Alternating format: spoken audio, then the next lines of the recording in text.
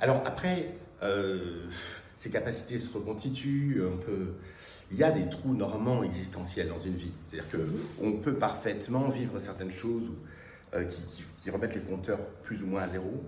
Mais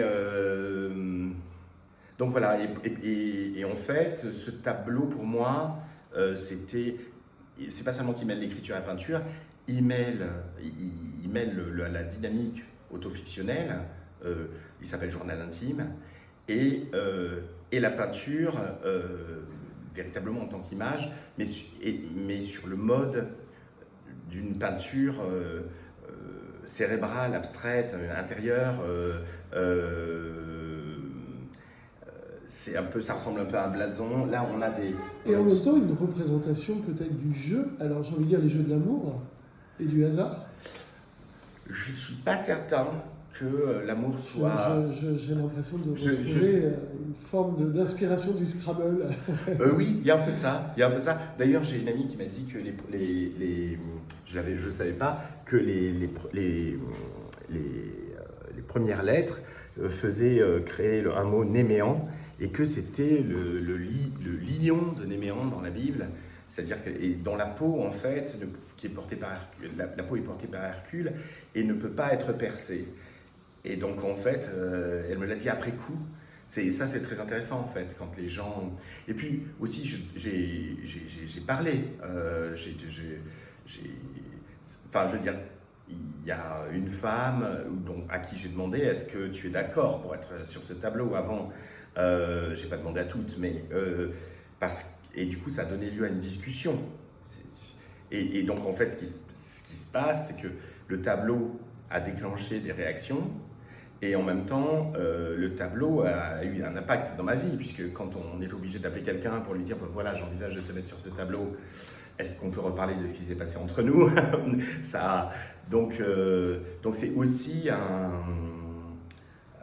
il y a aussi, c'est aussi une cause en termes d'autofiction. C'est les tableaux, la peinture, ça change les relations des gens. Alors j'ai une petite question de ce cœur.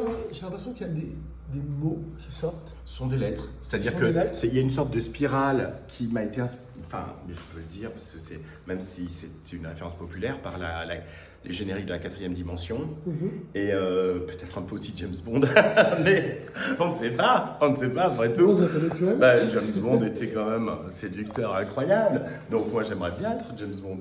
Et donc c'était cette idée que ça tourne, c'était aussi l'idée d'hypnose, mais on a tous en fait un top 10 en soi, et qu'on ne révèle pas nécessairement à son ou sa partenaire actuelle. Les gens, c'est Aragon qui disait « je te porte dans moi comme un oiseau blessé ». Il y a plein de gens qui portent en eux des oiseaux blessés. Et puis aussi, pourquoi des prénoms? Parce que je trouve que dans la vie, certains prénoms se collent, deviennent des noms propres. Il y a des prénoms qui signifient pour telle personne qui sont synonymes de tristesse, d'autres prénoms qui sont synonymes d'extase, des prénoms qui sont synonymes ça peut être synonyme de plein de choses très positives ou très négatives, d'ennui, de coups, donc voilà, et donc, alors j'ai peut-être tort, mais pour moi en fait, c'est le tableau qui lie l'écriture et la peinture, qui est vraiment autofictionnel, et en même temps qui pratique une introspection, une introspécularité, mais qui ne vise pas nécessairement, je ne veux pas être un peu fumiste, mais je suis peut-être, donc en fait je vais l'être, mais qui ne vise pas... je cherche pas, c'est pas des tableaux qui cherchent à être émouvants ou à être poignants ou à parler au cœur. C'est plutôt des tableaux qui rendent compte de mécanismes psychiques plus abstraits, mais que je crois tout le monde pratique même sans le savoir, et classer dans un casier comme ça les personnes qu'on a aimées, les personnes très importantes de notre vie. Peut-être que tout le monde n'a pas fait le classement, mais de façon sérieuse. Parce que ça, mais c'est très révélateur, hein, parce que moi, il y a des avant de faire le tableau, certains prénoms, j'étais persuadé qu'ils figuraient dans le tableau. Et je me suis rendu compte, bon, c'était après des années, je me suis rendu compte que non, c'était pas aussi important que ça. Et puis, il y a des prénoms, on se dit, bon, ils vont y figurer peut-être, et puis on se rend compte, oui, ils ne peuvent pas ne pas y figurer, même si on aurait préféré qu'ils n'y figurent pas. C'est-à-dire qu'en fait, il y a des prénoms qui s'imposent, et il y a des prénoms qui disparaissent alors qu'on pensait qu'ils y seraient. Donc, peut-être que tout le monde ne fait pas sérieusement le classement avec une feuille de papier, ou encore moins avec un tableau, mais parce que dans le tableau, quand on Alors peint, vous aviez dit justement que vous aimez l'idée de choix. c'est Le choix, c'est quelque chose c'est un mot qui vous inspire. alors je sais pas à quel moment j'ai dit ça, parce que je suis pas certain. Choix et foisonnement.